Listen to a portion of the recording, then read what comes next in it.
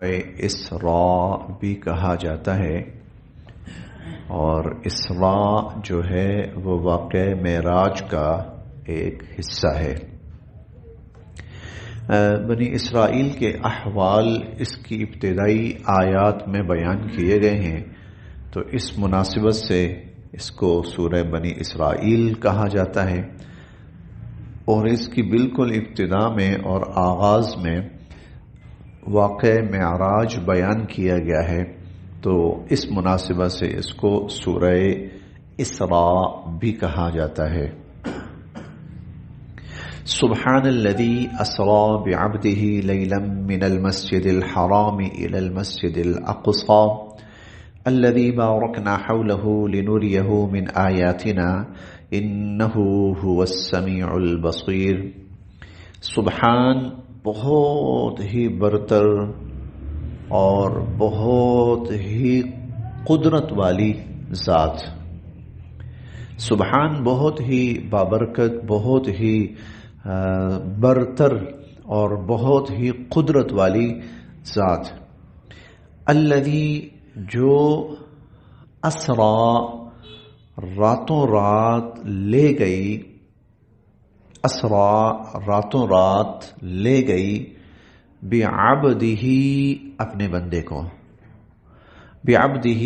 اپنے بندے کو، راتوں رات لے گئی اپنے بندے کو،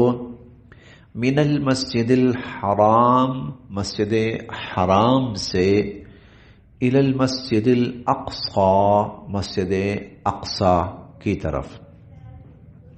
پاک ہے وہ ذات جو راتوں رات اپنے بندے کو مسجد حرام سے مسجد اقصی لے گئی، الذی وہ مسجد اقصی، بارکنا کہ بڑی برکتیں رکھی ہیں ہم نے، حولہ جس کے ارد گرد، جس کے ارد گرد ہم نے بڑی برکتیں رکھی ہیں، اور اس لیے لے گئے لنریہ تاکہ ہم دکھائیں حضور علیہ الصلوۃ والسلام کو، من آیاتنا اپنی نشانیوں میں سے کچھ، تاکہ ہم حضور علیہ الصلوۃ والسلام کو اپنی نشانیوں میں سے کچھ دکھائیں۔ انہو بے شک وہ اللہ پاک کی ذات، هو السمیع سب کچھ سننے والی ہے، البصیر دیکھنے والی ہے۔ اس آیت مبارکہ میں سفر معراج کا ابتدائی حصہ بیان ہوا ہے، یا آپ کہہ سکتے ہیں کہ زمینی حصہ بیان ہوا ہے۔ اس واقعہ معراج اور معجزہ معراج کے دو مراحل ہیں، ایک زمینی سفر ہے اور ایک پھر زمین سے آسمانوں کی طرف کا سفر ہے۔ جو زمینی سفر ہے اس کو اسراء کہا جاتا ہے۔ اسراء کا مطلب ہوتا ہے رات کو پیدل چلنا، رات کا چلنا، رات کا سفر کرنا، اسے اسراء کہا جاتا ہے۔ اور معراج کہتے ہیں زمین سے آسمان کی طرف بلند ہونا اور اوپر کی طرف چڑھنا۔ معراج عروج سے ہے، نیچے سے اوپر کی طرف جانا۔ تو حضور علیہ الصلوۃ والسلام کی جو سفر معراج ہے اور معجزہ معراج ہے، اس کے دو مراحل ہیں، ان میں سے ایک کا تذکرہ یہاں کیا گیا، مسجد حرام سے مسجد اقصی تک حضور علیہ الصلوۃ والسلام کو جو لے جایا گیا۔ سبحان الذی اسرا بہت بابرکت ہے اللہ پاک کی وہ ذات جو اسرا جو راتوں رات لے گئی، بعبدہ اپنے بندے کو، لیلاً رات، من المسجد الحرام مسجد حرام سے، الی المسجد الاقصی مسجد اقصی کی طرف۔ سن 10 نبوی میں، یعنی جب حضور علیہ الصلوۃ والسلام کو نبوت ملے 10 سال ہو چکے تھے، طائف کا واقعہ پیش آ چکا تھا، کفار کا ظلم و ستم انتہا پہ تھا، یعنی اب وہ پوری قوت کے ساتھ حضور علیہ الصلوۃ والسلام کو اسباب کے درجے میں ظاہری جو کچھ سہارے میسر تھے، وہ سہارے بھی اللہ رب العزت کی طرف جا چکے تھے، حضرت ابو طالب جو حضور علیہ الصلوۃ والسلام کے چچا بھی تھے اور ظاہری اعتبار سے بہت بڑا سہارا بھی تھے، تو وہ بھی وفات پا چکے تھے۔ حضور علیہ الصلوۃ والسلام کی گھر میں زوجہ محترمہ سیدہ خدیجہ الکبریٰ رضی اللہ تعالی عنہا وہ بھی دنیا سے پردہ فرما چکی تھی۔ تو ایک یوں سمجھ لیں کہ پریشانیاں اور دکھ اور لوگوں کی طرف سے ملنے والے مصائب وہ اپنی انتہاؤں کو پہنچے ہوئے تھے، وہ اپنی انتہاؤں کو پہنچے ہوئے تھے۔ پھر اللہ رب العزت نے ان حالات میں حضور علیہ الصلوۃ والسلام کو اس معجزہ معراج سے سرفراز فرمایا۔ یوں سمجھیے کہ ایک تسلی اور بہت بڑا ایک سہارا تھا اس وقت کہ جب اسباب کے درجے میں حضور علیہ الصلوۃ والسلام کو ایک کسی بڑی تسلی کی ضرورت تھی، اور آپ انسان تھے، آپ کو تسلی کی ضرورت ہوتی تھی۔ پہلی جب وحی نازل ہوئی تو آپ جس حالت میں گھر آئے تو اماں خدیجہ الکبریٰ رضی اللہ عنہا نے پھر وہ کام کیا جو ایک بہت ہی سمجھدار، معاملہ فہم، عقل و دانش والی بیوی کرتی ہے۔ سہارا بن گئی، تسلی دی حضور علیہ الصلوۃ والسلام کو، اور ان کی تسلی ہی تھی کہ آہستہ آہستہ حضور علیہ الصلوۃ والسلام نے اس حقیقت کو قبول کیا۔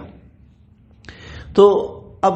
وہ جو ظاہری اسباب کے درجے میں سہارے تھے وہ دنیا سے پردہ کر گئے، تو اللہ رب العزت نے حضور علیہ الصلوۃ والسلام کو اس سفر معراج سے سرفراز فرمایا۔ اس کی تفصیلات تو پھر انشاءاللہ تو بہت زیادہ ہیں، وہ تو بہت ہی محیر العقول اور معجزانہ واقعات ہیں سب کے سب، چاہے وہ زمین سے لے کر مسجد اقصی تک کا سفر ہو، یا مسجد اقصی سے پھر آسمانوں کا سفر ہو،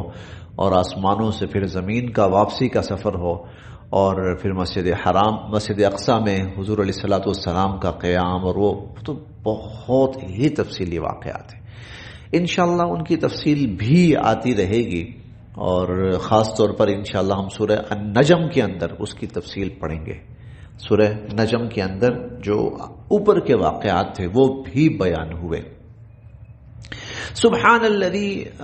بابرکت ہے ذات، برتر ہے، قدرت والی ہے وہ، اسرا بعبدہ لیلا، جو راتوں رات اپنے بندے کو لے چلے، من المسجد الحرام، مسجد حرام سے، الی المسجد الاقصی، مسجد اقصی کی طرف، الذی بارکنا حولہ، وہ مسجد اقصی کہ جس کے قرب و جوار میں، جس کے ارد گرد ہم نے بڑی برکتیں رکھی ہیں، لنریہ من آیاتنا، تاکہ ہم حضور علیہ الصلوۃ والسلام کو اپنی قدرت کی نشانیاں دکھائیں۔ یہ جو ہے نا، ہم نے اس کے ارد گرد بہت برکتیں رکھی ہیں، تو اس زمانے میں جو مسجد اقصی ہے فلسطین کے اندر، تو فلسطین سرزمین شام کا ایک حصہ تھا، صوبہ تھا۔ فلسطین سرزمین اصل تھا شام، اصل ملک شام تھا، اور ملک شام 4 بڑے ممالک کا مجموعہ ملک شام کہلاتا تھا۔ اس وقت 4 بڑے ممالک کا مجموعہ ملک شام کہلاتا تھا، جس میں شام بھی تھا، فلسطین بھی، اور اس میں اردن بھی تھا، اور اس میں ایک چوتھا ملک عراق بھی تھا، نہیں عراق الگ تھا، عمان ایک بڑا ملک اور بھی ہے۔ بہرحال ان 4 ممالک کا مجموعہ، جیسے آپ کہہ سکتے ہیں کسی حد تک سمجھنے کے لیے کہ 1947 سے پہلے یہ جو ہندوستان ہے تو یہ کئی ممالک کا مجموعہ تھا، بعد میں پھر وہ 2 حصوں میں تقسیم ہوا، اور ایک پاکستان اور ایک انڈیا، اور پھر اس کے بعد جو پاکستان ہے وہ پھر 2 حصوں میں تقسیم ہوا، ایک پاکستان اور ایک بنگلہ دیش۔ یہ تو اب اللہ کی تقسیم ہے، اللہ جانتے ہیں آگے کیا حالات کیسے پیش آتے ہیں۔ تو اسی طرح اس زمانے میں ملک شام جو ہے یہ